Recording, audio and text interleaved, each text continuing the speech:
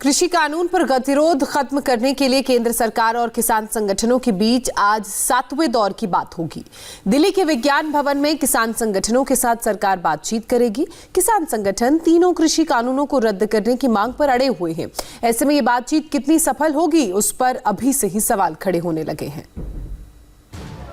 प्रदर्शन, आगजनी और आंसू गैस के इन गोलों की गूंज के बीच आज केंद्र सरकार और किसान संगठनों के बीच बातचीत हो रही है। भले ही ये तस्वीर दिल्ली से दूर रेवाड़ी से आई है, लेकिन इन तस्वीरों की एक झलक आज होने वाली 7वें दौर की बातचीत में भी खूब नजर आने वाला है। पिछले साल सितंबर में लागू कृषि कानूनों पर गतिरोध दूर करने के लिए आज एक बार फिर केंद्र सरकार और किसान संगठनों के बीच बातचीत होगी। दोपहर 2 बजे दिल्ली के विज्ञान भवन में दोनों पक्षों में ये मीटिंग होगी। इस बैठक में अलग अलग किसान संगठनों के प्रतिनिधि मौजूद रहेंगे। नरेंद्र मोदी जी की सरकार है, वो हमेशा किसानों की समस्या का समाधान करने के लिए उनके साथ खड़ी है।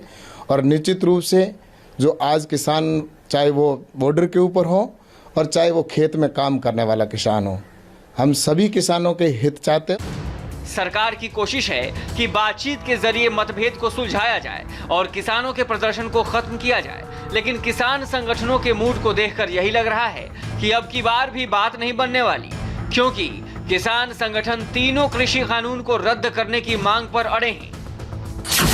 केंद्र सरकार को अपना भतीजा, जो अड़ियल भतीजा हटकर्मी बना रही है, उसको ये छोड़ना चाहिए और किसानों की मांगों पर गंभीरता से विचार होना चाहिए। जो हमने 3 कृषि कानून रद्द करने की बात की है, हमारी बात वही अड़ी है और किसान जब तक ये कृषि कानून खत्म नहीं किए जाते वापस नहीं जाएंगे। यही आंदोलन जो है वो बढ़ता जाएगा। किसानों की और गिनती है जो वो इस संघर्ष में शामिल होती जाएगी।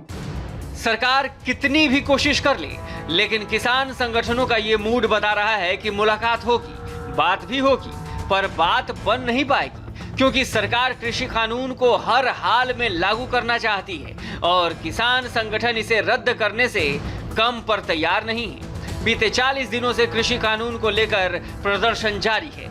आज 7वें दौर की बातचीत से पहले किसान संगठनों ने आगे के आंदोलन की पूरी प्लानिंग कर ली है। 13 जनवरी को कृषि कानून की कॉपी जलाकर लोहड़ी मनाएंगे। 6 जनवरी से 20 जनवरी के बीच पूरे देश में धरना प्रदर्शन करेंगे। 18 जनवरी को स्त्री कानून दिवस मनाया जाएगा, जिसमें महिलाएं शामिल होंगी। 23 जनवरी को सुभाष चंद्र बोस की जयंती पर किसान दिवस मनाएंगे और अलग अलग राज्यों के गवर्नर हाउस का घेराव करेंगे। 26 जनवरी को किसान ट्रैक्टर परेड निकालेंगे। 13 तारीख को जो कृषि कानून है उनकी कापियां जलाकर लोहड़ी का जो त्योहार है उसको मनाया जाएगा। और 6 से 20 तारीख तक अलग अलग तरीके से जैसे भी लोग चाहें पूरे भारत में वो किसानों के पक्ष में, इस आंदोलन के पक्ष में धरना करें, मार्च करें, ट्रैक्टर से फ्लैक्स लगाएं। 23 तारीख को जो सुभाष चंद्र जी का दिवस आ रहा है, उस दिन किसान दिवस मनाया जाएगा। कृषि कानून पर जारी गतिरोध दूर करने के लिए आज भले ही किसान संगठनों और सरकार के बीच बातचीत होगी, लेकिन उससे एक दिन पहले किसान आंदोलन को हिंसक रूप देने की कोशिश की गई। हरियाणा के रेवाड़ी में पिछले कई दिनों से इकट्ठा किसानों ने रविवार को दिल्ली कूच करने की कोशिश की, लेकिन पुलिस और अर्धसैनिक बलों ने उन्हें रोका तो किसान भड़क उठे। पुलिस ने धारूहेड़ा के पास सड़क पर कंटेनर लगाकर उन्हें रोकने की कोशिश की, लेकिन किसानों ने तोड़फोड़ और आगजनी शुरू कर दी। किसानों ने कंटेनर हटाने की कोशिश भी की। उग्र किसानों को काबू में करने के लिए पुलिस ने आंसू गैस के गोले दागे। जिस तरह से किसान संगठन सड़क पर उतरकर विरोध प्रदर्शन कर रहे हैं, उसे कांग्रेस समेत तमाम विरोधी दल समर्थन कर रहे हैं। सोनिया गांधी ने कहा कि सरकार की थकाओ और भगाओ की नीति के सामने किसान घुटने टेकने वाले नहीं हैं।